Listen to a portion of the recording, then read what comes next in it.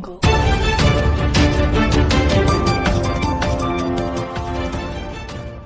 જિલ્લાની ટોચ જે હોય છે એની પાછળનો જે સંઘર્ષ હોય છે ને એના પરિવારનો સંઘર્ષ, એના પોતાનો સંઘર્ષ એ ખૂબ મોટો સંઘર્ષ હોય છે.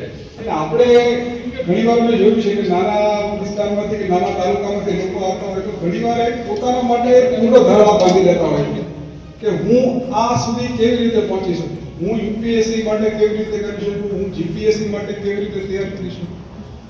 પણ એવું નથી.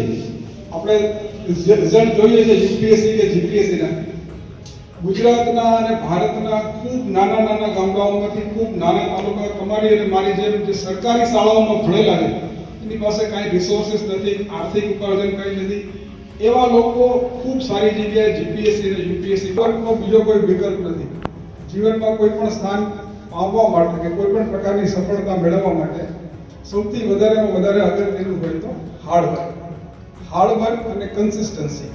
આ બે વસ્તુ જો તમે જીવનમાં લાવશો, એ ડિસિપ્લિન સાથે લાવશો, તો જીવનમાં જે કંઈ પણ તમે સ્વપ્ન જોશો કે મારે આ કારકિર્દીમાં મેળવવું છે, તો હું માનું છું કે તમને કોઈ નહીં રોકી શકે.